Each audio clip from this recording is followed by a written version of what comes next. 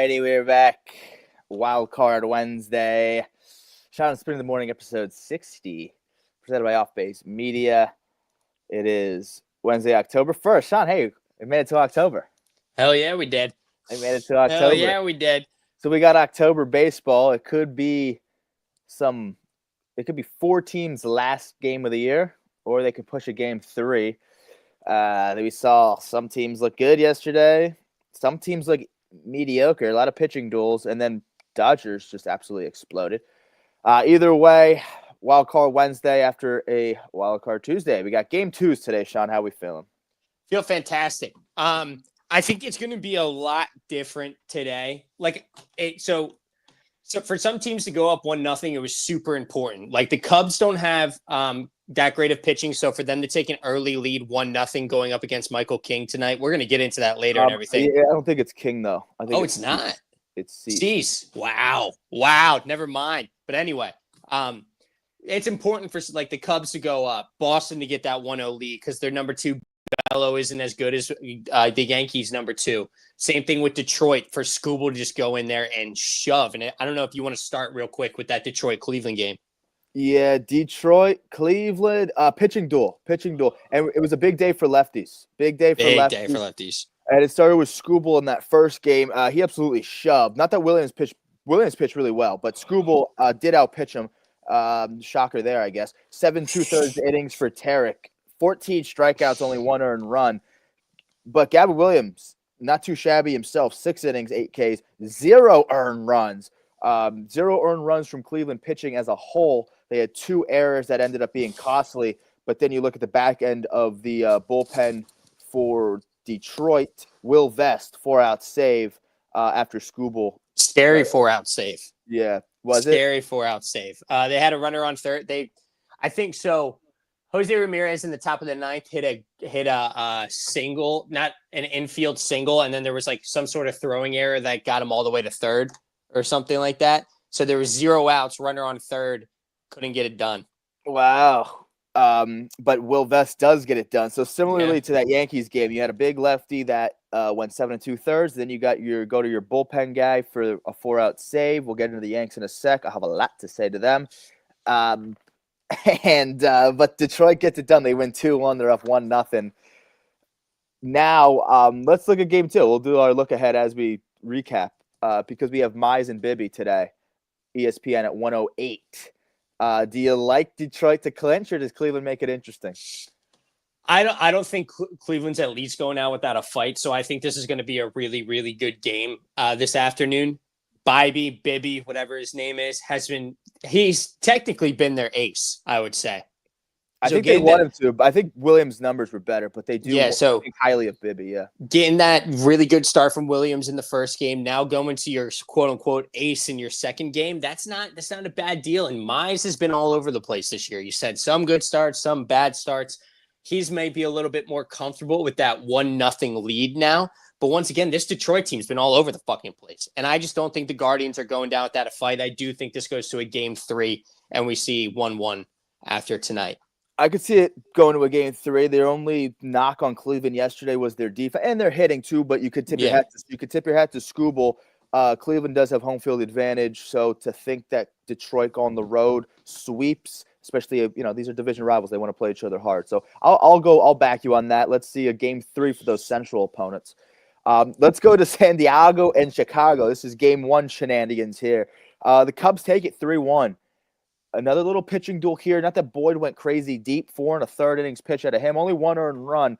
5 total pitchers used for the Cubbies to get through that game. But Pivetta, 5 innings, 2 earned, 9 Ks for Pivetta. He looked really good too. 5 total pitchers used for the Padres as well. So a lot of the bullpen being used there, just doing anything you can to try to win this game. Well, the Cubs came out on top. We saw a solo homer from Suzuki and then a solo homer from Carson Kelly. Back-to-back they went. And I think another big thing worth noting in this game was Dansby Swanson on the defensive end. He looked really good, saved a couple runs, and allowed for Boyd to do his thing, only give up 1 earned, and allowed the bullpen to kind of continue to do the job. Speaking of that bullpen, though, in Chicago, brings you to game 2 a little bit because we'll see Andrew Kittredge get the start in game 2. versus Dylan Cease. We will not see Imanaga start this game. Kittredge pitched yesterday. Shawnee, where'd you go? Kittredge pitched yesterday in relief for the Cubs. Let's get Shawnee back. Sorry, a little technical difficulties. Technical. Kittredge did come out. We saw Kittredge make an appearance yesterday for the Cubs in relief. He's going to get the start today for the Cubs in Game 2 against Dylan Cease. And the reason we don't see Imanaga start in this game, we'll hear the numbers on Imanaga for the first inning statistics. So I think that, you're going to rely on Kittredge to be an opener for you, and then Imanaga is going to do the bulk of the work. But they don't want Imanaga in the first inning here. Kind of wild. You can see why. So they're going to try to really think this one through. I don't know. Sometimes you don't want to overthink and overmanage, but what do you make of Game 2? Cease is a big strikeout guy. He can be dominant, though his ERA is high this year. Well, first and foremost, before we even talk about this, I'm really glad you brought up Dansby Swanson because, wow, did he had some game – you don't want to say game-saving plays, but he made a huge difference with his glove, and that's what you want your veteran, especially shortstop, to do.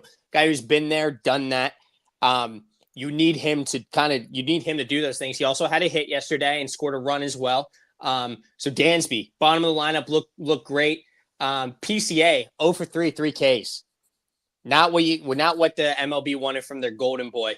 But on the opposite side, the Padres, Tatis 0 for 4, Arias 0 for 4, Machado 0 for 3, Ryan O'Hearn 0 for 3, Gavin Sheets 0 for 3. Like, these are very notable names, and the Cubs pitching just locked these guys up. Had them in fucking blenders all day long. So kudos to them. Tatis, one thing I'll say about him is his slump seems to be carrying over. Man, he was slumping towards the end of that year, and it looks like it's the same. He's not really seeing a lot of pitches. He needs to kind of get back to doing his thing. But back to your original question, I think this is a good idea on them. I mean, you obviously want your starter to be able to go out and pitch, how many innings? At least get like 5 under his belt and stuff like that. I do think Imanaga is going to do bulk of the work, but I think you would like to save Kittredge. It's a little unethical, but hey, you got to do whatever you got to do to win. Yeah, you do. There's something to be said about overthinking and overmanaging these things, but Kittredge, who pitched yesterday, they saw him, but can just be an opener for you. We've seen it happen in the past. I don't know if we've seen it with the Cubs so much this year, but they got to navigate through this inning, through this game, some way, I guess, because I don't know who they would roll out for Game 3. We're looking at a Colin Ray type or a Tyone or something, because no Cade Horton. So navigate through this one, do whatever you can do. If you can prevent Imanaga's first inning struggles with a Kittredge as your opener, then great. And as far as Dylan Cease is concerned, who the hell knows? We have no idea what he's going to show for us tonight. I'm going to hammer the over on runs in the first inning, though. That's going to be my bet for tonight for this game. What the hell? Like, I'm really shocked they went with C's, in all honesty. Yeah, he gets a lot of strikeouts, but Jesus Christ, does he give up a lot of runs? But also, is the second inning just going to become the first inning for Imanaga? Yeah. You know what I mean? Like, it's what if it's just his first inning ever? Yeah. So like, it's not the first inning; it's his first inning. Like now he's sitting for even. I guess we'll see. We'll see tonight. Maybe he just doesn't like the letter 1. I mean, the number 1, and then that really creeps him out. So we'll see. Yeah, we'll see. Do the Cubs seal the deal tonight, or we're going to be another rubber match for Thursday? This one's even harder for me than the first one, the Tigers in Cleveland. Like, the pitching matchup is so weird that I don't know what's going to happen, because I don't know what kind of Dylan Cease I'm getting, especially on the road in Wrigley. I don't know what kind of offense I'm getting from San Diego, because San Diego just looks like they're completely out of it, man. Like, I thought this offense was going to carry them, and then their bullpen was going to help. Well, guess what? Those are the two things that let me down yesterday, was the offense and the bullpen. I think Chicago kind of gets it done tonight. I think so too. I kind of want to roll with that. I think Chicago gets it done, which is, I'd that means their brackets would be fucked off the rip. Yeah, who gives a shit? Didn't we both have the Padres? Yeah, who cares? Yeah. But I don't really give a shit. I kind of liked Chicago here. I don't know. They are at home. This is a 3:08 game on ABC, the only ABC game. Good, because the ESPN broadcast sucks. They are terrible.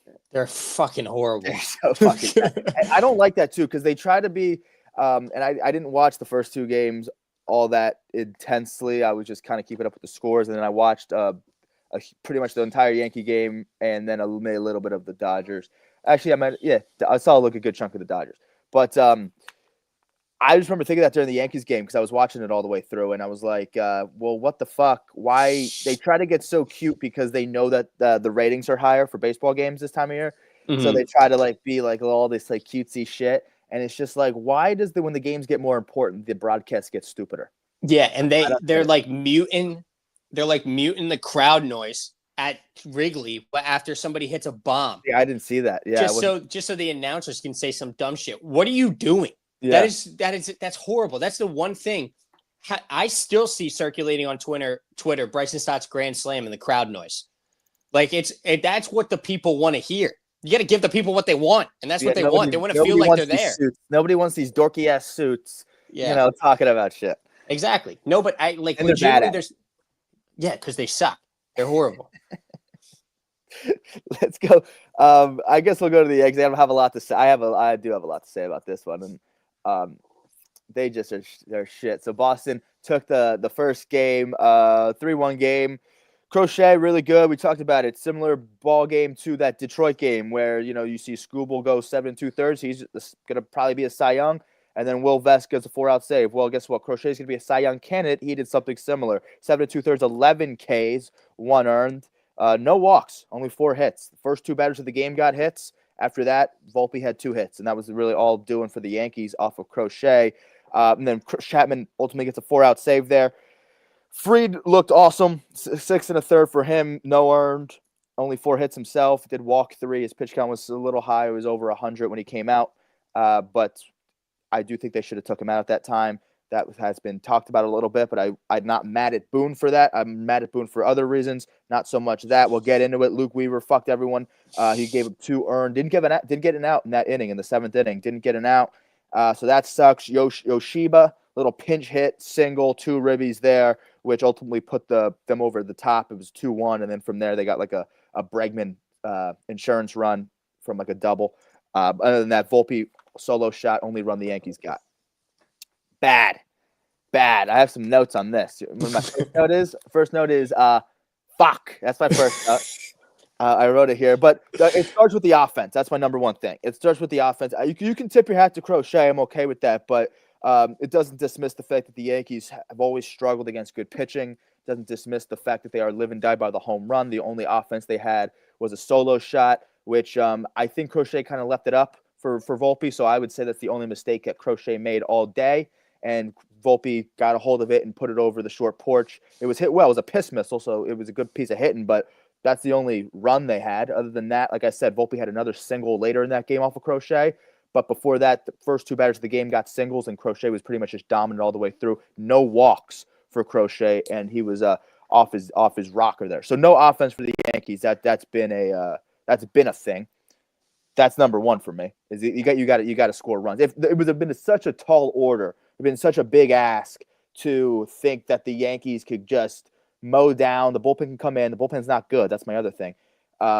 If they could just mow down and be able to win this 1-0 game, and then they would steal a win. They can't even steal a win, right? Like, or even steal a win when you had guys on base in the 9th inning and the bases loaded, no outs, and try to steal a win that way. But any way you could have come out on top after Crochet does what he does, that would have been incredible. But it's a big ask to say that, you score 1 run off of just a solo shot, and you can kind of think that this team's just going to roll over and die when your bullpen comes in. That is bad. And here's the thing for you, Sean, because that's my other point, is the Yankees bullpen. I don't know when this stat came about. So this is since June 3rd, or since the start of June 3rd, team ERA or bullpen ERAs. Don't know when this leads to. I don't know if this doesn't go to the entirety of the end of the season, so the numbers are a little different, but you get the idea. If you look at since the start of June 3rd, how bad the Yankees bullpen's been, and they thought they cleaned it up at the deadline, they didn't. And the Yankees have one of the worst pens. I mean, look at these teams. No, there's only one other. Look, the Tigers are a playoff team. Other than that, Twins just fired their fucking manager. Rockies worst team in the fucking sport. Nationals pretty dog shit. Diamondbacks were the only. I think the main reason they missed the playoffs and were sellers at the deadline is because of how bad their bullpen was. They couldn't secure wins early in the season. Surprised Texas Rangers aren't on that list. But you get the point. Yankees, for being a team that led tied for first in the American League in wins, to be on this list holy cow, the Tigers since June 3rd were on a decline. Like the Yankees kind of were trying to stay afloat and actually ultimately tied for first in their division. Obviously didn't have the tiebreaker, but you get the point. Like, what the fuck? So they're not reliable, and I'm okay with taking Fried out. I don't know if you saw that whole thing. People are talking about that, whether they should take Fried out or not in that situation. I'm okay with it. He was at like 102 pitches, I'm pretty sure, right? And yeah, 102, there were signs of fatigue, and he did his job. And most importantly, he came out with no one on base. That's my other thing. Exactly. Right? So there's no one on. Weaver comes in, do a job. That comes on Luke Weaver. So I'm not worried about Boone's decision to take him out there. There were signs of fatigue. He was over 100 pitches. 102 pitches. It's not like he was at 92 pitches. He was at 102 pitches. There's a big difference between those 10 pitches right there. This was 102, so he's over 100. Signs of fatigue, and I don't like bringing relievers in with guys on base because we saw Weaver come in yesterday with no one on base. He still fucked it up. So if Fried would have came in or came out of the game with guys on base, I wouldn't have sat well with me. And plus, what do you want to do? Roll him out for another batter. And Fried also had gotten out in that inning too. Yeah, it's not like he set the bullpen up for success, and they fucking pissed down their leg. Yeah, they left him into face a lefty. I think he got the out, and then it was like the 7 and 8 hitters that Weaver had to take care of. Yeah, last year it was Dream Weaver. This year is Nightmare Weaver, basically. Remember that? So you set him up for success. You really do. Just get a couple outs for Weaver, and he couldn't do it. He didn't get any outs, and he gave up 2 runs. So that kills you there. And 2 runs to make it a 2-run game with Crochet on the bump, it feels like 7 runs because the Yankees offense couldn't touch that motherfucker. I mean, it was like you guys had 7 hits yesterday, and the top 3 in your lineup had 5 of them. You know what I mean? And then Volpe had the other 2. That was it. Yeah. What I wanted to ask you about is, what's up with Jazz Chisholm sitting yesterday? So that's another thing. So I'm okay with Boone's decision at the time to take out Fried. That's okay. If you're going to be nitpicky about Boone's managerial decisions, it does come down to that. And I understand you want to go a somewhat righty-heavy lineup against Crochet, but you had no righties off the bench now. So you crippled yourself. I have a lineup right here that I made before the show that includes Jazz. And also Ben Rice didn't see the game at all. Jazz did see the game for like a half inning and 1 at bat. But Rice did not see the game at all. So you kind of have Rice and Jazz on your bench there. I understand they're lefties, and you want to go more righty heavy. But Rosario has really good numbers off of Crochet and really good numbers off of lefty. It's kind of why they brought him in at the deadline. He has good numbers off of lefty. Off the lefties, and he can kind of platoon third base, or apparently platoon second base, because that's where he played yesterday instead of Jazz, and Caballero played third. I think it's a little ridiculous because now what you do, you put all your righties on the table, and now I think if you're Alex Cora, or if you're Narvaez behind the dish, or if you're Crochet, if you're Andrew Bailey, or whoever the fuck you are, you're looking at this lineup and you're saying to yourself, okay, well, what we see is what we get. All we have to do is worry about worry about mowing these guys down, and they did. There was no surprises. There was no shock. There was no basically playing any type of managerial game or playing some type of card. And there is such thing as overmanaging and overthinking, and I don't like when Boone does it. But for a guy, and he did do it because he overthought his lineup too damn hard, and it fucked him in the long run. But for a guy who was going to try to be so cute with his lineup and try to think that hard about a lineup and try to be play those numbers and do this and get so technical and try to be so managerial off the bat, for a guy who wants to do that, he set himself up to not make any managerial moves later in the game because you had no righty off your bench. And I think if you have a righty, I would personally have had Rosario as a pinch hitter at a certain point in that game. I know he has good numbers off of Crochet, and I know he has good numbers off of lefties, and that's why he's on this team for the most part. That's why that's a big reason why they got him at the deadline. Okay, so if that's the point, I'm okay with Caballero playing third base if that's what you want to do. Jazz has to be at second for me. Now you have pretty much a similar lineup, except you have one more lefty in than yesterday because instead of Rosario starting, you have Jazz there. Caballero still at third. Rosario off my bench because I think he's a better pinch hit option, and I think he gives you kind of that wild card option, or just that he gives you a card to be able to play where if Crochet, if he does have good numbers off of Crochet and good numbers off of lefties, all you saw yesterday was lefties. Be able to use him as a pinch hitter option. Give them something to think about instead of just rolling out this lineup and then saying to themselves, "Oh, what we see is what we get." Have something that you can play. Have an option off your bench that maybe. Because you said knowing that you can't hit well off of aces, knowing that you can't hit well off of good starting pitching, at least now you give them something to think about, and maybe you can allow them to resort to the bullpen at times if you can muster up some hits or muster up some good ABs. His Crochet's pitch count goes up. Now you're pinch hitting with a guy who has good numbers. Maybe that forces the Red Sox hand in a certain way, but you didn't force their hand at all. You fucked yourself is what they did. That's he also sat a 30-30 guy. They sat a third, yeah. Chasm, Jazz, whatever the fuck is that? I can't even speak. Chisholm fucking sits, yeah.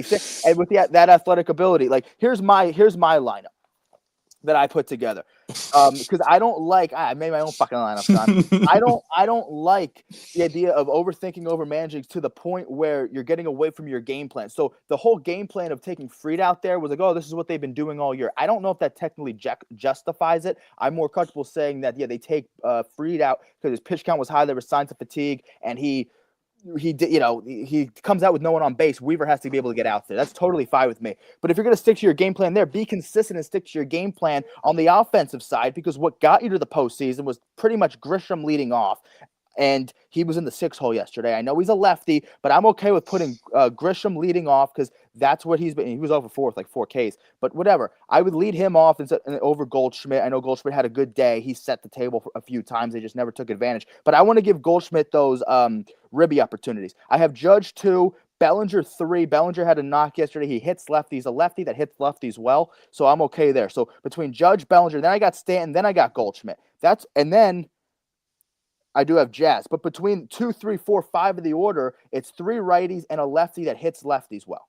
So you still have that murderer's row of dudes, and then you throw Jazz, who's I think is just more susceptible. I know he's lefty off a lefty, but we talked about this so early in the season. It's so over fucking played to do that. Yeah. He's a professional hitter. He was an all-star this year. He is a 30-30 guy. Allow him to be a guy and maybe square one up. He's better shot at squaring one up than fucking Caballero or Rosario does. And I know Rosario has good numbers, but I want to use him later in the game. He's still an important part of this game despite him not starting, but I need to start Jazz because that's what got you here.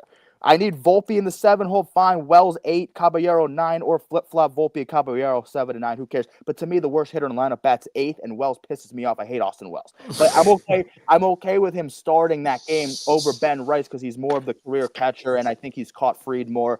Fine. Fuck it. Okay? So that's why Rice doesn't play because I also need Goldschmidt. So there's the thing, okay?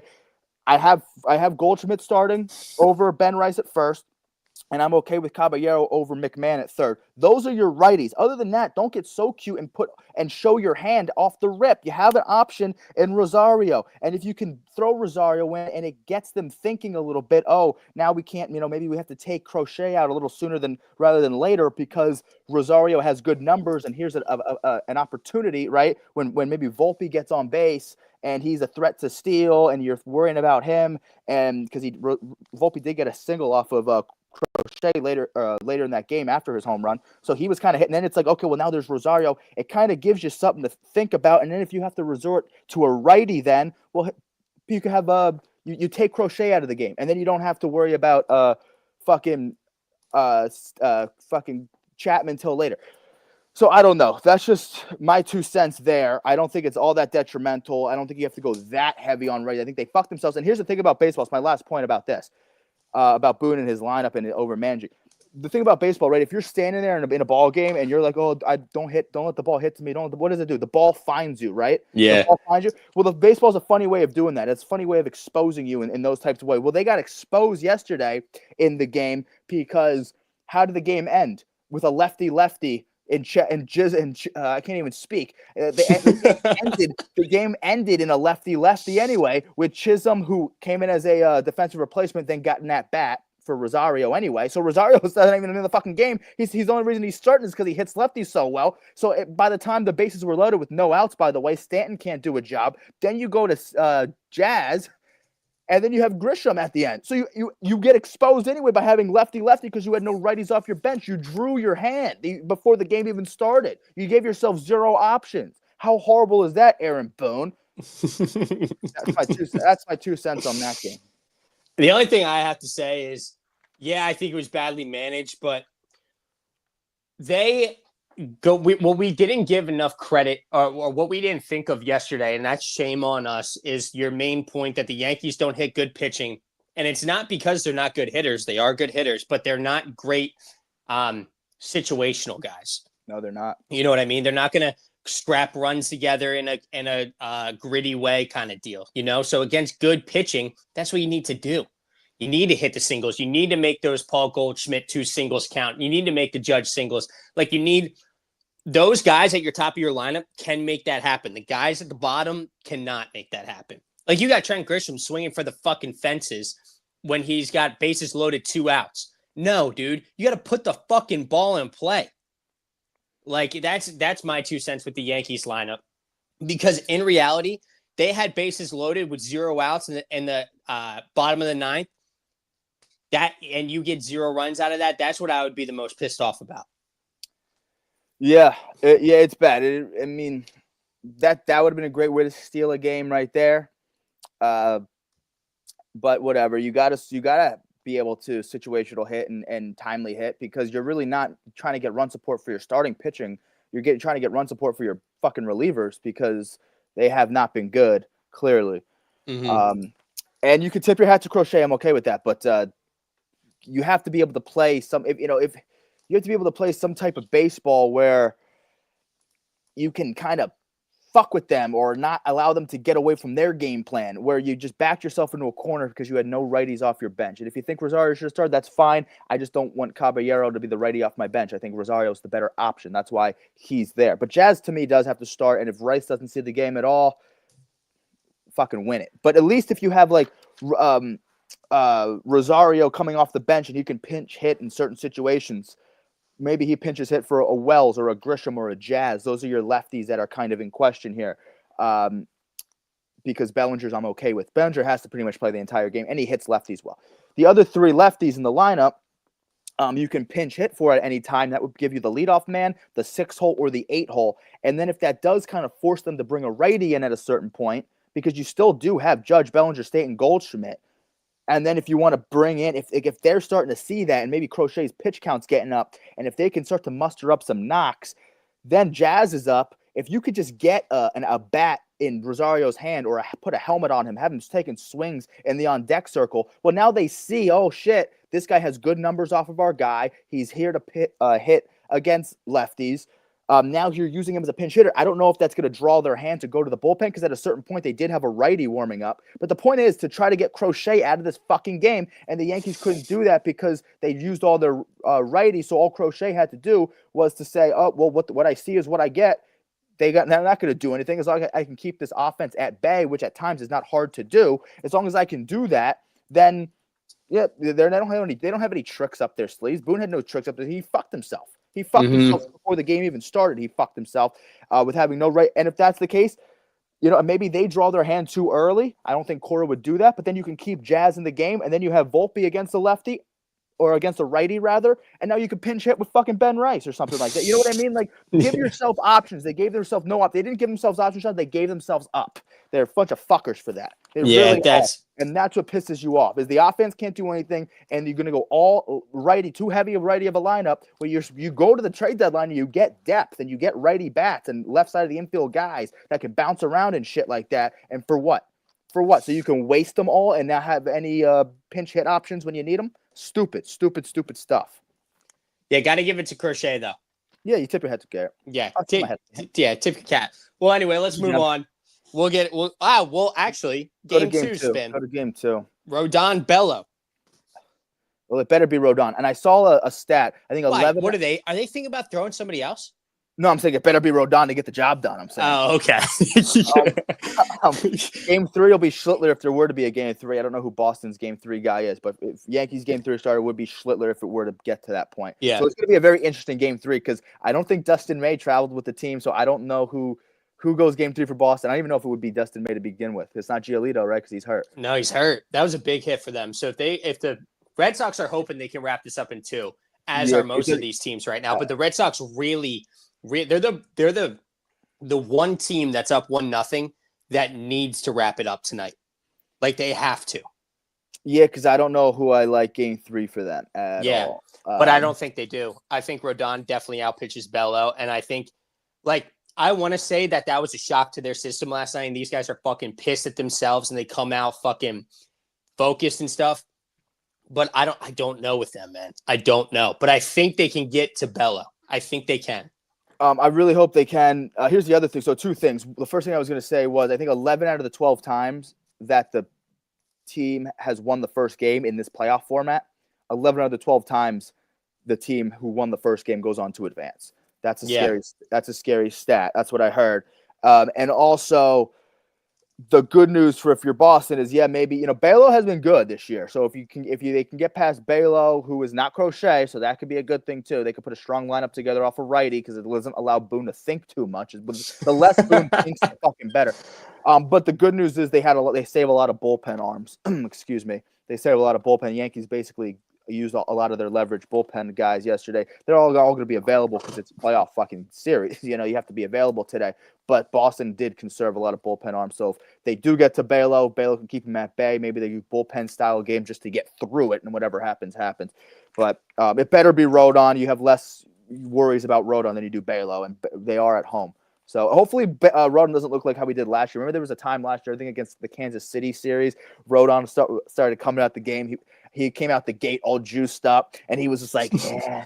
I do remember that. And then he got shelled later on. What a dick. That was the only game of that Royals series they lost, and that was the division round when he started to get too amped up too quick. So I think he learned from that. He had a much better season this year anyway, so hopefully that carries over, and he could be a very strong number 2 on paper, but let's see how the production looks. We got to put the mortgage on the Yankees tonight, though. Okay. That's game 2. Game 1 for the late night.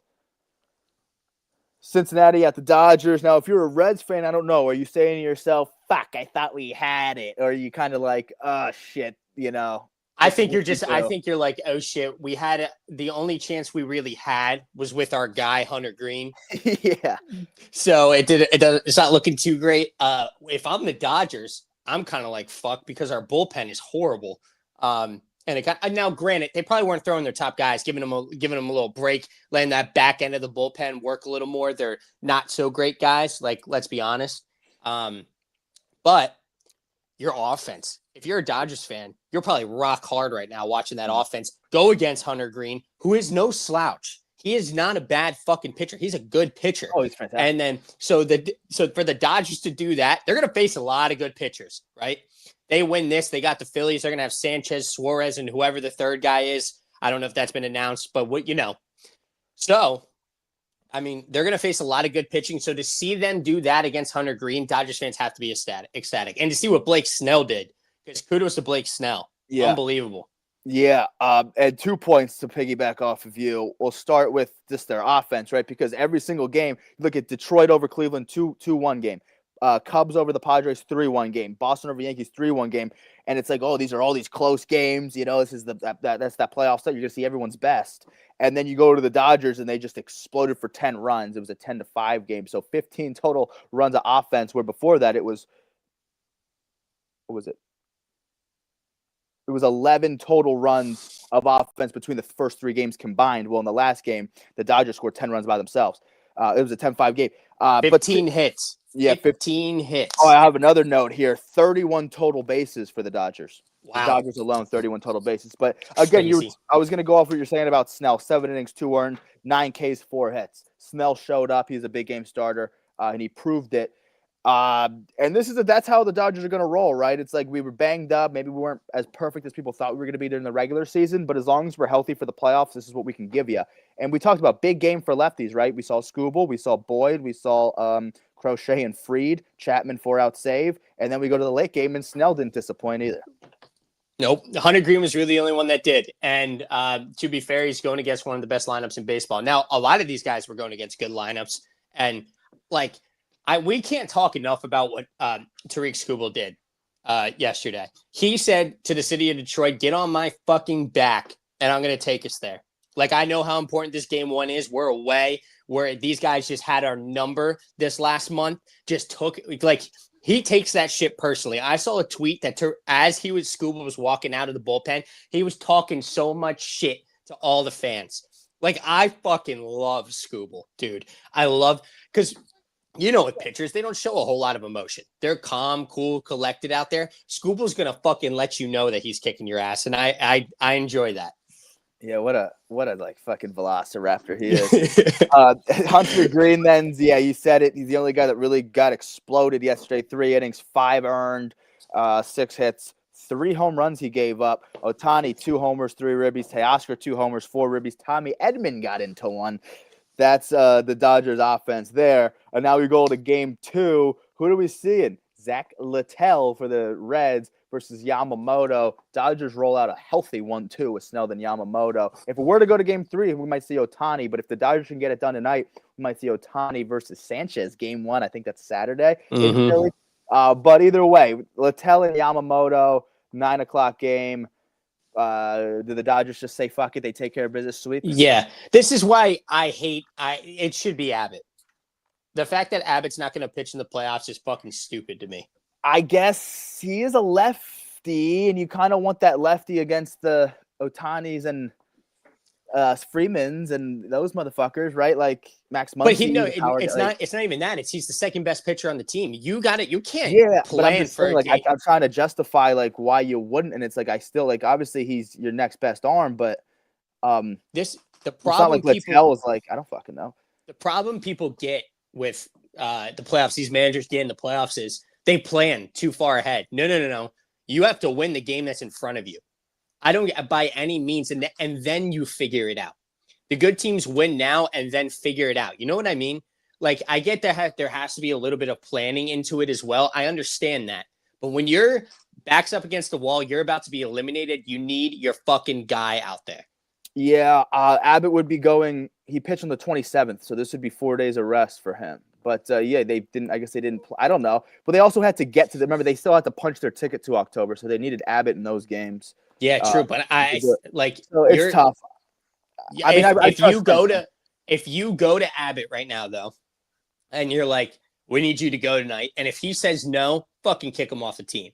I will say this. So, I mean, Littell would kind of be his spot in the rotation. So he pitched on the 26th. So he has been pitching the day before Abbott, which means that, on 5 days of rest. To Littell's credit, I think he is a pretty good strikeout pitcher and he eats up innings. So you do have that going for you. But yeah, I mean, Abbott was the all-star this year. You want him here. But it's more important for Littell now because now you have to draw that game 3. It's a tough battle to bring out Abbott, who is the better arm. But it's just a matter of he's going to be on 4 days rest if he pitches today. So you have to do it. And that's what sucks when you're in this playoff. You're in the hunt like that, and you're trying to punch your ticket to October because that's how you can't really set yourself up to. If you clinch early, then you can set yourself up to make sure that you can roll out your 1 and 2 starter. But when you're not in that situation, you have to win now to even be in this situation. Then you have to throw out your best arms when you can. 100%. Let's just root for Littell. Fuck it. I mean, no one thinks anything is gonna happen with Cincinnati, so I kind of want to see it happen, right? Yeah, we'll give it to him. Well, that's a little bit of that. Who do we have today? Let's parlay it. We have Cleveland. Yep. We have Cubbies take care of business in 2. Yep. We have the Yanks draw game 3, and Dodgers. Yep. So the I'll parlay that. National League sweeps today. American League tries to stay alive. Yep. All right. Well, let's get into our vibe check then, and then we'll get into our end of year awards. And guess what? We'll talk about our while we do it, we'll go through our first half awards too, and you're gonna say, "Wow, look how time has changed." It is kind of wild. It is pretty fucking wild. Some things stay the same. Some things have changed. All right, do it. Yeah, let's do the vibe check first. Let's go to our vibe check, and then the awards also are kind of like superlatives also, but we got a bunch there. Vibe check though. Let's start with this one, Sean. Do you have a Netflix account? Yeah. Well, yeah, I do. Next year's opening day, Yankees and Giants will be on Netflix. How do you feel about that? Hate it. I hate it. I hate it. I hate it. I hate how they go to all of these damn streaming services. It just doesn't make any sense to me, man. It doesn't make any sense to me. Well, let's hope it's not like the Tyson fight, right? When it's all Yeah, well, laggy. because they're like let's grow the game, and it's like, yeah, well, this isn't the way to do it by sending it to streaming sites. Where now you have to buy all these streaming sites to get. Like, I hate it. Apparently, I think they do well in terms of ratings, but have never heard anyone advocate for it. Well, yeah, they do well in terms of ratings, but it's like I just don't like it. I've never heard anyone advocate for this shit. At least I have Netflix. Some of the shit I don't even have. It's like, oh, I gotta stream it on Fubo to catch a fucking Thursday game. You know what I mean? Like, yeah, not Fubo. Is that one? No, isn't Fubo Damon John's brand? Or Roku? Yeah, whatever. Fucking it is. Roku. It's just like, what are we doing? And Netflix, at least I have, so whatever. But still, stupid. I don't know. I'll watch it though. I'm gonna fucking watch it. I'll be part of the problem. Fuck it, same. You know? Sorry, everybody. Let's go to this one. Well, it's also Yankees opening day. That's why they do it though. They got to try to get these big name shit. What if it was like think of a random one like Twins fucking Cleveland opening day. Hey, that might get some. Those boys out in the Midwest don't got a whole lot more to do. They might. Yeah, they might Skyline rock that. chili, Skyline chili, and the casseroles. I feel like is what they're known for. Okay, let's go to this one. Pete Alonso. You hear about this? This is old news, but we haven't got a chance to talk about it yet. He opted out of his contract. Is going to join free agency. So look at the Mets. Look at the Mets. They didn't look at the. Are they going to lose their first baseman, who also earlier this year set the franchise record of home runs? Are they going to lose this bat? It's tough to see Pete playing anywhere else, but they very well could lose this guy. That would make them extremely weaker than what they were this year. And obviously, they didn't make the playoffs this year. Pete was a big part of this team. Still didn't make the playoffs. What if they did? What if they don't have him at all next year? Uh-oh. What also is wild is he said it right after the game. Right after. Reporters wasted zero fucking time. Usually guys don't give the answer in those situations. Yeah. Said it right after, had zero problem with kind of putting them on blast and being like, yeah, this is where I'm at. Kudos to fucking Pete. Yeah, he had no sympathy for. He was all pissed off in that season. Good, because it's unbelievable that they wouldn't pay this guy. He's your franchise leader in home runs. He's had the most consistency of any of your players on your fucking team for the last 5 to 6 years. Right? That's Am true. I wrong? Like Lindor's been up and down throughout his career with the Mets. Soto, obviously it's his first year and he killed it, but like Pete's been the most consistent, and you're going to say, no, we're not going to pay you. Go fuck yourself. Like we're going to see Pete in like a Giants uniform next year. Uh-oh. I don't think they resign him. I hope not. I hope the Mets met in the sense of just collapsing as an organization rather than just like year after year when they just have, they make all their fans, they get all their fans pissed off in a year. Like I want this to be like an avalanche of just fuck, what I mean? Fuckery. Just absolutely they didn't make it, but guess what? This is still going to hurt. Yeah, I hope it hurts. Like I hope this is like a long-term hurt too, because if they lose Pete, it probably would be a long-term hurt. First base at the beginning of the year was a little bit more scarce. It's kind of picked up a little bit now that we've seen some kind of guys have good seasons, and then obviously the Lancaster Milkman comes out in a rookie campaign. So So we've seen some more first basemen kind of have good season than we anticipated at the beginning of the year, but I think it's still first base for as big of a slugging position as it is. It's hard to come by a good one. I still believe that, even though we've seen some guys turn up over the course of this year. And Pete's probably, where would you rank Pete in terms of first base this year? Would you give him top 3? I think he's definitely top 5. Oh, he's 100% top 5. I don't know if I'd give him top 3, but his numbers kind of, he had 30 plus bombs this year. Did he hit the 100 RBI total?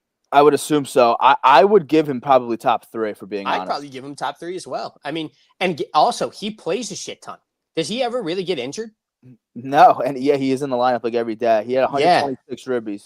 So, I got to give it to him in a sense. I hate saying that because I think he's the corniest dude in the entire MLB, but like, you got to give credit where credit is due. And that's what we do. We hate the Mets, but we'll give him his flowers in a sense. Yeah. I think, Bryce didn't have a great full season this year. We could Oh, trust he was Bryce up to and be down. good. Yeah, He he was was up and up and down. down, and obviously as long as he's good for the playoffs, that's all we give a shit about. But Bryce at the beginning of it was a top 3 first baseman. I think he kind of fell out of that. Freeman's going to be like what 37 or 38 next year. So I'm looking at like guys like Vladdy. I'm looking at Pete, and I might be looking at the Lancaster Milkman to be your next top 3 first baseman. But that's a different conversation. We'll get into our top positions at a later time. But that's just the importance of Pete Alonso nonetheless. And now he's a free agent, and I love for the Mets to really fuck that one up. That'd be great.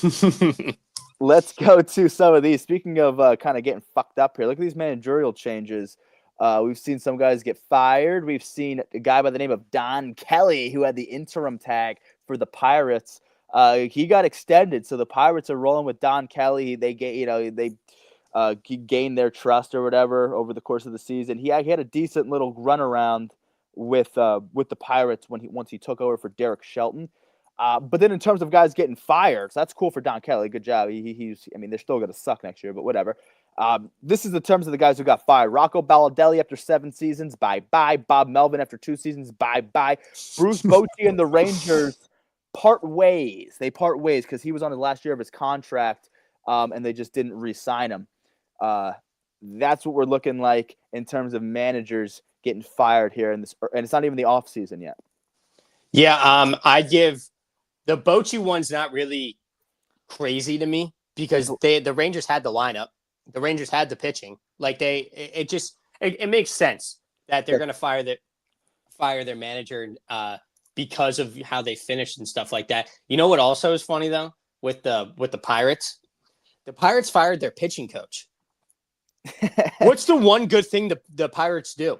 Yeah, they do get some good pitchers, huh? Exactly. They even have a good bullpen from every now and again. Like Santana and Bednar were good for the Pirates.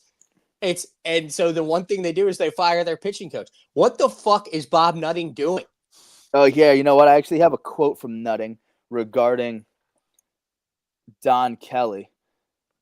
I don't know if this is like Nutting slander here. It's just kind of what he said in regards to extending their guy. I did not know that they fired their pitching coach, though. They should fire their fucking hitting coach. But this is what he said. The Pirates have announced their extended contract with manager Don Kelly. Donnie. So Bob calls him Donnie. Does anyone call him Bobby? I don't know. But Donnie has earned the respect of the players, front office, and our fans, and he has certainly earned mine. That's what Bob Nutting said on behalf of Donnie. Apparently, he calls him Donnie. Getting extended, which I don't know if I hate the move, but what I don't like is them making decisions on their pitching coach because that's stupid. They should have fired their hitting coach, and I think Vogelbach is in that hitting core. Yeah, he is. I don't know if he's the actual coach, but he's definitely like the assistant. He's one of the assistants. Yeah, but who knows? Who knows what's going on with the Pirates? They're going to suck next year anyway. It doesn't really matter. But the Twins one is actually the most surprising to me because he's been there a while. I'm pretty sure he's won some managers of the year as well, didn't he? He could have won 1 or 2. I think he did, and they had a few division titles in his. Not that they ever went deep in the playoffs, but they have won the division. Twice tenure. Then you get like Pablo Lopez injured for most of the year, Royce Lewis injured for most of the year. You ship Correa out, like he was dealt a losing hand. And maybe this is what I think, like, maybe it's the same thing I kind of think about Rob Thompson in a way. Like, for a rebuild, maybe Rocco isn't a coach you want in a rebuild. Maybe he's a coach that you want for a team that's ready to win right now, right? Yeah. So maybe that's the Twins kind of thought process by it. I'm not a Twins enthusiast. I don't really know what's going on over there, but we don't like the Twins. I'm not a fan of the Twins. Nope. But maybe that's kind of what they're thinking. I don't think Rocco's going to have any problem finding a coaching job, though, somewhere. I think he's good. Yeah, you were right. 2019 was his AL Manager of the Year, and an over 500 record on a team that I never considered to be good, and I don't think either of us do. But if they've had some times over the years, I just don't think recently it was their time. And talk about their trade deadline. I mean, holy fuck, they dealt everyone in the kitchen sink. Yeah, exactly. So, it wasn't just Correa. Like they got rid of their one of the best closers in baseball. They got rid of everybody. They got rid of Joe Ryan, Lopez, and Buxton. They did get rid of everybody. Harrison Bader was in the mix as well. Yeah, so I think they got rid of like 11 dudes. Wasn't that like the whole thing? And we talked about it like that's a throwback to the deadline. But the Twins did that shit, so maybe they didn't see they saw this shit coming, or maybe Rocco saw it coming. It's like we're really cleaning out house now, and then a lot of times when you do this, you want to. I hate when the front office puts their noses in shit and they want to kind of go for the younger manager that they can kind of control a little bit more with a team that they're really just trying to, I don't know, I guess weather the storm with, because it's going to be a very new look Minnesota team.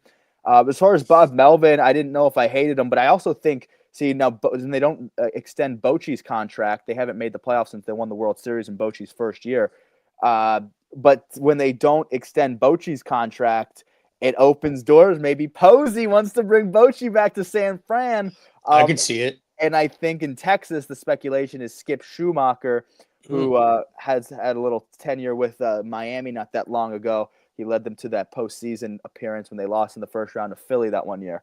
I think he actually ended up winning Manager of the Year that time. But he got fired shortly after that, and then I think he got a job in Texas's front office. So I think the speculation is maybe that they don't extend Bochy, and that opens doors for Schumacher to be the next manager. And maybe we can think that Posey brings in Bochy. That would be crazy. I could see it. The Bob Melvin thing it's like kind of like to me, because the Giants should have been better. You know, you have a big 1-2 punch. You don't have a bad pen, and you got the guys in your lineup. Maybe it's just them not performing is what they're talking about. Like that left side of the infield, we all know their struggles in Adames and Chapman. But then you bring in Devers. He really starts slumping and stuff like that. Jung Ho Lee out in center, the grandson of the wind. We were big on him in the beginning, but then he really slumped and took a downward spiral towards the end. But Bob Melvin, he'll probably find a job somewhere too. In all honesty, he's like a 3-time Manager of the Year. I know, so he'll find someone somewhere, something somewhere. Yeah, that's a good point. That they did bring in Devers, and I think that kind of is like, you know, they expected a little bit more when that went down. It was kind of like a what the hell. Like, but them being 500 doesn't shock me. But the fact that they brought in Devers and still were like mediocre at best, maybe they wanted a change there. Posey wants results now, and I respect that. I do. I respect that out of a general manager. Yeah, let's just see. There's also something to be said about kind of keeping a manager to build culture. Last thing you want to do is keep firing guys, and it's just like, well, we don't even have an identity anymore. Exactly. But it's only 2 seasons there. I feel like he understands that. Posey of all people, like he it's not like he didn't play long enough, and he was with the same manager his whole entire tenure with the Giants. Yeah, no. Did he have a little stint with Gabe Kapler? I don't think so. I think he was out before Gabe got in. Maybe. But Gabe, I hope so. Was another thing, right? Remember when Gabe was there? Fuck Gabe Kapler. Who else? Yeah, not Gabe. Let's go to our end of the year awards here and wrap some shit up. We can start with the big ones and work our way down to the more superlative ones. I think a lot of these are going to be pretty self-explanatory because we've talked about MVP. If we're going to start with MVP, we've talked about MVP basically the whole entire year because your guy over there, Aaron Judge, is taking the cake in the AL for me. And then on the NL side of things, they got to give it to Shohei. Yeah, I won't spend too much time on this because we talked a lot about. I mean, I think it's Ohtani hands down. The bigger debate is Judge or Cal, and we've talked about it enough that I won't dive too deep into it. But I agree with you, Judge and Ohtani. And if you want to talk about the last time we did our awards was June 30th, our first half awards right before the All-Star break, about a week or so before the All-Star break. You had Judge and Ohtani then too. I had Cal and Ohtani back then, and boy, how things changed. But I do remember being on Cal, and now things change. He could have been the first half MVP, but I like Judge long term, and that's who prevails. So I agree with you there. Go to Cy Young now. Cy Young, it's pretty self-explanatory for me. Even though the AL is a little more of a race, right? The AL is a little more of a race. You got Crochet. Crochet leads the league in strikeouts. I'm pretty sure. Am I correct on that? I think he leads baseball in strikeouts and maybe the AL in innings. Yeah, so you got to give him that. But then Skubals, I think, got him in every single other category. So I gotta give it to Skubal. Skubal also did it all. We were talking about Skubal as a Cy Young for the first half of the year. Crochet really came into his own. It took him a little bit, new team kind of thing. Like you can't really fault him for that, but wow, did he have a great second half? Even like back half of the first, like when they were on that run, the Red Sox got hot right before the All-Star break. Crochet was a big part of that as well. But I'm going to give it to Skubal with credit. I want to give credit to Crochet because Yeah, because this is starting to feel like Crochet's not going to get it almost the same way Wheeler's never going to get it because there's another guy in front of you who's just that good. And then on the NL side of things, you go with the guy who's got an overall of a sub-2 fucking ERA. I mean, come on, Paul Skeens. Pirates, please do some goddamn right by this guy. I do not want to see another DeGrom happening with the Mets. Please get him some people. Please get him some run support. Paul Skeens, you unbelievable, beautiful human being. I agree with you. It's Skubal and Skeens. You touched on it. It's Skeens probably unanimously. I mean, unless Christopher gets some votes, because we keep saying, "Oh yeah, Christopher is going to get Cy Young votes," like explaining that's just our way of justifying or explaining how good of a season he's having. But the fact of the matter is, he might not get any Cy Young votes. I know he might. Skeens could be unanimous. So, which listen, dude, I would love to see Sanchez get some votes, but I mean, shit. Well, he can get votes. He might not get any first place votes though. Exactly. Like I would love to see him get some first place votes, but I think I would like to see Skeens win it unanimously as well because he deserves it, man. It's a big gap between 1 and 2 in the National League. Where the AL is a little bit more tight between the 1 and 2 gap because you do have to give props to Crochet. So yeah, but I have Skubal and Skeens, and back on June 30th, we both had Skubal Skeens, so nothing changed for us there. If anything, the only thing that changed was that Skeens widened the gap from the second place guy, because at one point it was Wheeler, and the other thing was maybe Crochet made it more of a race. But we've had Skubal Skeens since day fucking one. Okay, let's go to rookies. Things changed pretty good here. The AL, I'm pretty sure I had Wilson, right? You did. Yeah. So at the time, that was the correct pick. Nobody can really give me much slack for that because he was. But then we had the Lancaster Milkman, Big Amish himself, Nick Kurtz, doing his goddamn thing. Nick Kurtz had the best game of anybody the whole entire year. Like that 6 for 6, 4 bombs. Yeah, so he's absolutely incredible, and it's not like he just had that game. He did it all season. Mm-hmm. Like I'm super excited to watch this guy play for the rest for the years to come, but he's definitely hands down. There's no one even close to coming with that AL Rookie of the Year. I remember in the beginning we were like, wow, the rookies are really lacking this year. No, not anymore. Kurt shot out of a can. Yep, he did. And then who's your NL? Hear me out here. So we got there's two. We got Drake Baldwin, catcher for the Atlanta Braves, who's been doing it all year, but I got a little shocker of one. A guy who's 11-4, got a 2.67 ERA, had almost had 100 Ks this year, and a 108 WHIP. He came in a little late. I don't know if he started the season with him, but Cade Horton with the Chicago Cubs, I think, deserves some of his flowers. Other than that, I want to give him flowers, but I'm going to go with Drake Baldwin. He's been doing it all year. 274 average. How many bombs? He's got 19 bombs, 80 ribbies, OPS of 810. That's a great rookie campaign for especially a catcher, too, on a team that kind of sucked this year. Yeah, a team that sucked. He's a catcher, and everyone wants to love catchers all of a sudden because Cal, that's everyone's case for Cal. Oh, he hit 60 home runs and he's a catcher. Oh, well, how about Drake Baldwin's a catcher? Give him fucking love for Rookie of the Year then, dickhead. Yeah. I do have Cade Horton, though, but I'm just saying a guy who is a catcher, and it was started the year on the opening day roster, could hold some weight. But I have Kurtz and Cade Horton. At the beginning of the year, we both had Jacob Wilson, and we both had Drake Baldwin. Mm-hmm. So, hey, you still have an A, and you still have Drake. I have an A and Cade. Let's go to managers here. Manager of the year. This is a toss-up as well for me. Manager of the year on the AL side. Could have gone a couple ways. You go with the sneaky Cleveland Guardians and Stephen Vogt, that huge resurgence of getting the Guardians into the postseason. But I'm going to go with the manager who nobody thought was going to have the best record and tied for the best record in the AL, and a little bit of a Schneider over with the Toronto Blue Jays. Stephen Vogt's going to get a lot of points because the Guardians don't it's a lot of recency bias, but we got to remember the Blue Jays have been doing this kind of all season. Once they got hot, they never looked back, man. So I want to give them credit where credit's due, and I think he deserves it on the AL side. And secured the 1 seed, yeah. And in the hardest division. So exactly. So then NL side, I think it's pretty self-explanatory. I'm going to Pat Murphy. Okay, I got Pat as well. And I did go with Stephen Vogt because that comeback was just unprecedented. Mm-hmm. That shit never happens.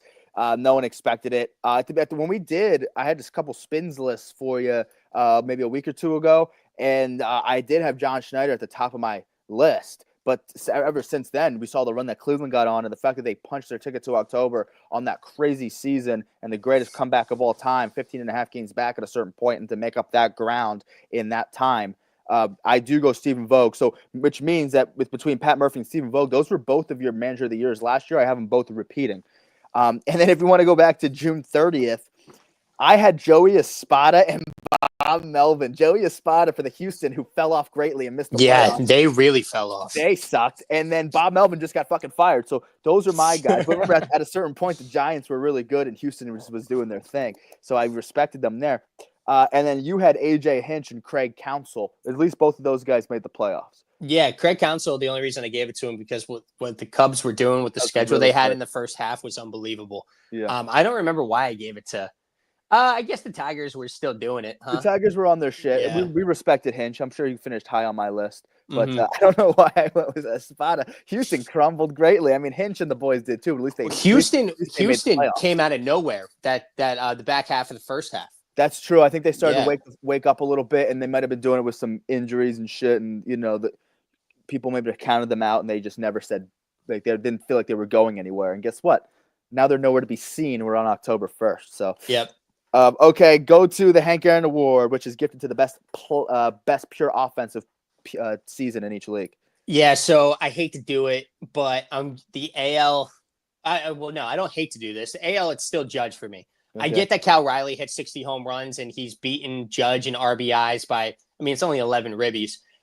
Judge beats him in every other category. So Judge is the best all-around hitter.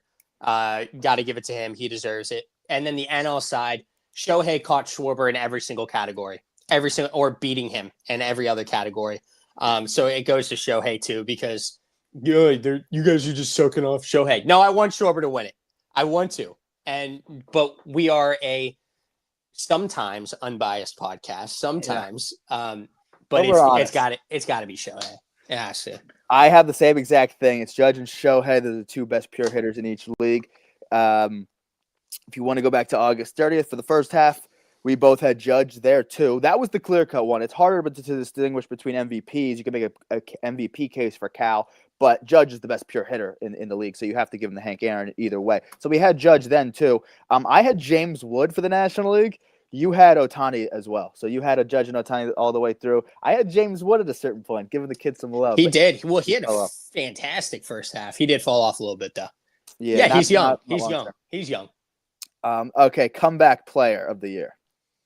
AL, this is DeGrom. Nice for me. I think it's 100%. NL is weird.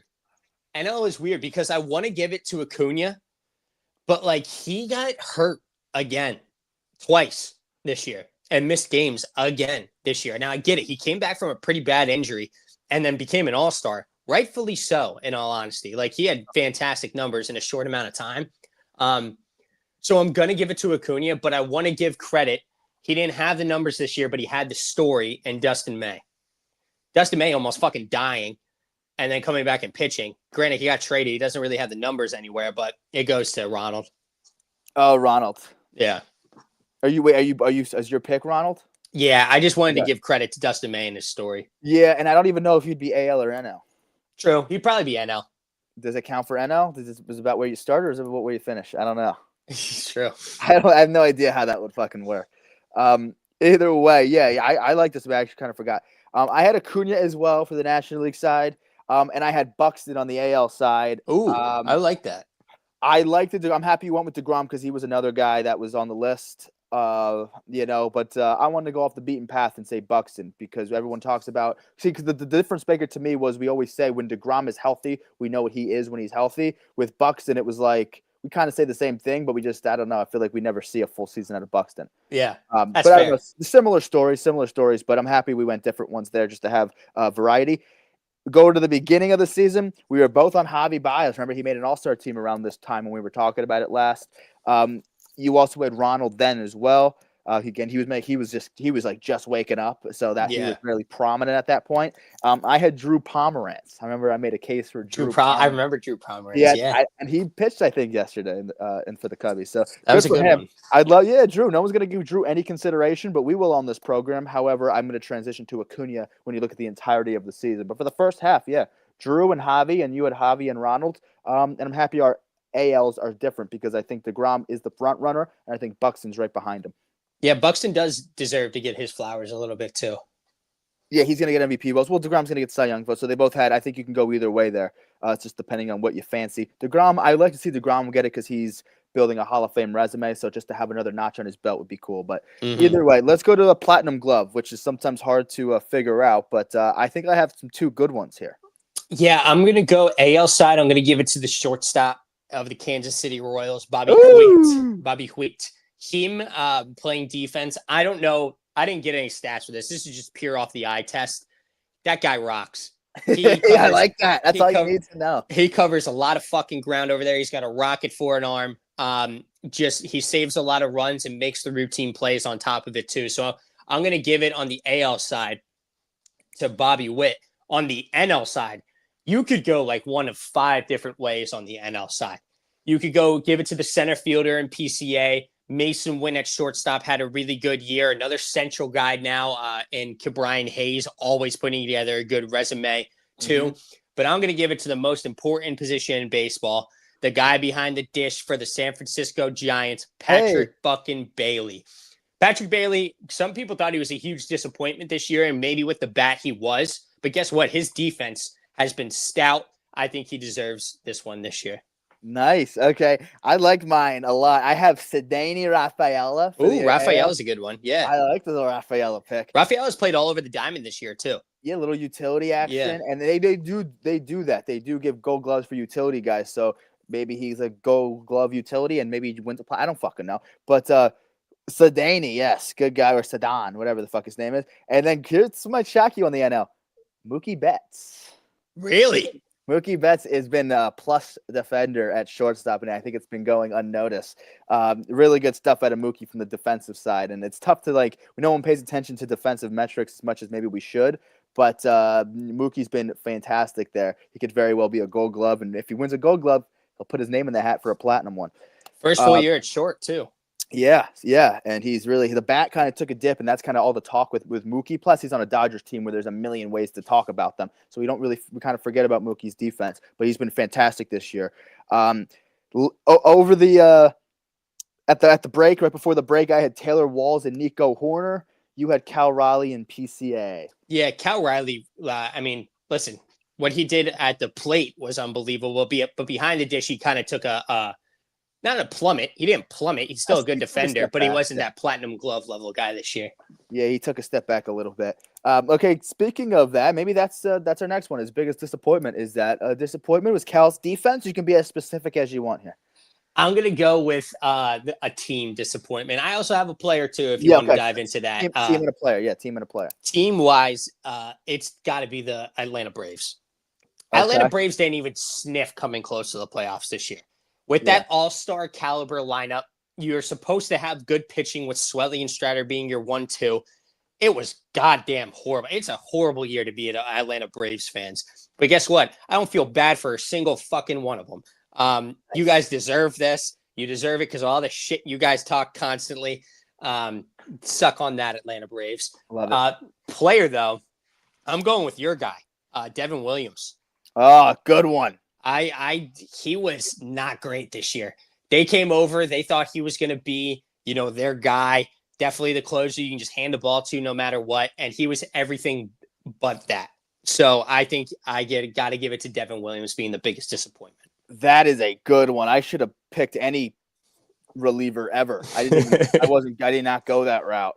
For the team, I like my team pick. I might have to reconsider my player pick here because Devin opened up some doors. That's probably the correct answer. Yeah. Team, I'd said the Mets, so I do like that pick. The Mets are incredibly disappointing. The way that they fell off, you can never see. I mean, it's awesome. I love it. Yeah. But that's a terrible fall off, especially given their payroll and their expectations. So they suck. Player, I'll go with what I wrote down. I do think I should change it though. I went with Sandy Alcantara, so not terrible, but yeah, I'd like the reliever route here. I like the reliever route. I think Devin Williams is a perfect answer. It was his first year in pinstripes, high expectations. That's a really good one there. And just to go on the other one, you said Red Sox initially before the break because they were kind of shitting the bed at a certain point. They turned it around though. I said Texas. They tried to turn it around. They were disappointing though. Yeah. And then you said Willie Adames being disappointed at the time. He turned it around a little bit, but yeah, he was all right. Not really. He did end up hitting 30 home runs for them, so that was good. I said Jock Peterson, biggest disappointment at Still that a time. disappointment. That's a good pick. He still probably would count. Okay, let's go to the biggest surprise. This could be a good surprise, a bad surprise, but what were you surprised about, a player and a team? I want to give it to the Toronto Blue Jays again. I did not think the Toronto Blue Jays were even going to make the playoffs this year, let alone be tied for the best record in the AL. Got to give them credit there. And then I'm also going to go with a guy on that team, in George Springer. George Springer, 32 bombs, 84 ribbies, and a 309 batting average with a 959 OPS. Hell of a season for George Springer. Didn't get talked about a whole lot. Could even put him in the most underrated category too, just because he didn't get talked about a whole lot this year. But yeah, that was my most shocking. They really, really surprised me this year. Yeah, that's good. That's a good one. My team would be the Guardians. Obvious reasons there. They surprised the hell out of everybody. Yeah. We counted them out a handful of times. And they did what they did. Biggest surprise player, Perdomo, Gerardo Perdomo, who you think very highly of, and I would agree. He wasn't an All-Star this year. But he had been an All-Star in the past, but he hasn't done what he's done. And even when he was an All-Star, it's not like he was like this big name fucking guy. It's like he made an All-Star team once. Like maybe that's what people thought like was going to be his biggest accomplishment at the show. Is he snuck into an All-Star game? Well, no, he's turned himself into kind of a superstar, and he might get MVP votes. So I had to respect Perdomo really kind of taking that next leap in his career. At the time, were we at surprise? I had PCA at the time, and I had the Cardinals, who I think were on a win streak at a certain point. You had Jeremy Pena for biggest surprise at the time, and the Detroit Tigers for the team. Yeah. During the first half. Okay. Most underrated. Is that the next one? Yeah. So underrated on the AL side of things, I'm giving it to Julio Rodriguez. Nice. All the talk in the world's been about what Cal Riley, rightfully so. We keep saying it, rightfully so. But Julio Rodriguez was a 30-30 guy this year and had one of the best second halves in baseball, and nobody is talking about it. Not a single person. That's because it deteriorates Cal Riley's MVP case, and no one wants to bring that up. Exactly. And what Julio Rodriguez is doing over there is fucking incredible. He is a big reason that team is where they are right now. And he's not getting enough flowers, so that's why I'm putting him at underrated. But then on the NL side of things, I'm going with Perdomo. Perdomo's been lights out for them this year, man. He deserves some more credit than he's getting, and I think he would be most underrated. Want to give some respects to Christopher Sanchez, though. Christopher Sanchez wasn't a fucking all-star, and then they put out the power rankings of best pitchers. I think it was last month, and he wasn't even fucking on it. Whoa! So yeah, it pisses me off. That's because they hate Philly more than anything. Yeah. Okay. So I wanted to find a spot for Perdomo. This could have been a better spot for him than biggest surprise. But I don't hate him for that either. But when I look at this, I'm like, well, how do you tell the story almost of this baseball season? Whose name do you have to bring up? And Perdomo's one of them. So I did want to make sure I found a spot for him. So I'm happy I put him there, and I'm happy you put him at underrated. I think that's a good spot. However, I went with Andy Pages for the National League. And I kind of went that route because he had a strong season. People would maybe been calling him an all-star snub around, the halfway point, around the all-star break. He had to put together a really strong season, a little bit of a coming out party for him, but he doesn't get talked about. And a large reason why is you look at the Dodgers team. He's a big part of this team. He's a big part of the depth of this lineup. You look at this Dodgers team and you forget about Andy Pages, and he had a really strong season. So you got to respect him. On the AL side, Maikel Garcia. Let's not sleep on Maikel. Love me a little Maikel Garcia. Oh, good pick. Good damn pick. Yeah, that was good. So at the beginning of the season, you had J-Ram and James Wood. I had Aranda and Andrew Abbott. Good ones. Good ones there. I think all four of those are good from us. I think yeah. I think we had some good underrated doggies. And underrated could be interpreted differently, but we've given some good ones. Here's our next one, most Stees. This is a off-base media one to our own. But I am going to go in the AL. I'm going to go with Javi. I like what Javi's pushing out over there, Javi Baez. Okay. And then NL side of things, NL I could go. There are a lot of ways I could go. You could go Ellie. You could go Acuna. You could go even maybe like a PCA. But I'm going to go with Francisco Lindor. Okay. I'm going to give them their little championship right here. And it's the off-base media, most stees. You're welcome, Mets fans. Yep. Congratulations. That's their World Series right there, baby, is one of their players winning most stees. Yes, I have a Jazz and Acuna. And at the halfway point, we were at the halfway when we did it. I also had Jazz and Acuna. And you had Jarren Duran and Lindor. So Lindor. Oh, Duran. I like Duran. But Lindor coming up both times for you. I didn't change my answers. I went with Jazz and Acuna both times. And here's our last one now. Most improved. So you go on this one. I don't know if you wanted to do a team or a player. I have an AL and NL. We could do a team as well. Yeah. I'm okay with team. I have for the AL really quick, Joe Adell. Ah, fuck. You just took mine. Did I? Yeah. Joe Adell's good. Joe Adell, stud. And I have Bryce Terang on the NL. Oh, Bryce Terang's a very good one, too. I was NL side of things. I don't know who I want to give it to, if I'm being honest. I might go with Carroll because that sophomore slump really was rough over there for Corbin Carroll. And then he turned it around and had a pretty damn good year this year. Another 30-30 guy. God damn, there's a lot of 30-30 guys this year. But another 30-30 guy. Definitely the all-star on that team. So I'll give it to Corbin Carroll, most improved. Because I was worried about him. I was a big fan of Corbin Carroll, but that sophomore slump really scared me. Yeah, I think that's a good one to put on there. At the beginning of the year, I had Jeremy Pena and Mackenzie Gore. I think for the first half, those are pretty solid ones because Gore looked good he didn't end the season on top, but at the All-Star break, he looked pretty good. He was an All-Star. You had Jonathan Aranda and PCA, good ones as well. Yeah, PCA really took a shitter, huh? Do you want to do most improved teams, or do we want to pick one team, or do you want to do AL NL team?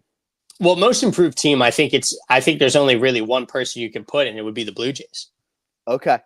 See, I have to do more. Or Mariners. Mariners. I was thinking Mariners. My first one that came to me. But I would have to look at see how they finished last year. In terms of how they finished, because I mean maybe the Brewers are the most improved in the NL. And Cubs too. You got to give some credit to the Cubs as well. The Cubs, the Marlins. The Marlins, yeah, you could do the Marlins. You could even say like who's the other one? Maybe the A's. I don't know. Yeah, I was gonna say the A's a little bit too. Like maybe. Dumpster fire last year, and they 10 games under 500, so it still kind of sucked. But yeah, well, those are our awards. We'll post the things on Twitter or should I say, X. But either way, those are our things. It's crazy to see how things change from about halfway on the season on June 30th. All the way to October 1st now. Some things stayed the same. Kind of the big heavy hitters stayed the same, and we knew it was Cal and Judge. It's still Cal and Judge, and we knew it was Ohtani. So good stuff there. Managers, whoa, their minds stink. You know who my manager was? One of them was this guy right here. Bobby. He doesn't have a job now. Fuck me, dude. He'll get one. He'll be fine. All three of those guys will be fine. They'll have jobs by the fucking before spring training even starts. Yeah, I think someone's gonna pick them up, right? Maybe the Phils go out and get Bochy. Would you like that? Would it depend on what they did in October? It all depends on what happens on Saturday. Okay. And from there on, it depends. It does, because if we get fucking swept out again, Spin, I'm gonna lay down in traffic. I think. Well, let's easy thoughts. You don't even know who you're playing yet, so let's just see. Try the Dodgers, though, huh? Yeah, probably. All right. Friday show. Yes, sir. In the morning, and we will know what the division round looks like, and that'll start Saturday. So we'll have a great stuff to recap. Everybody.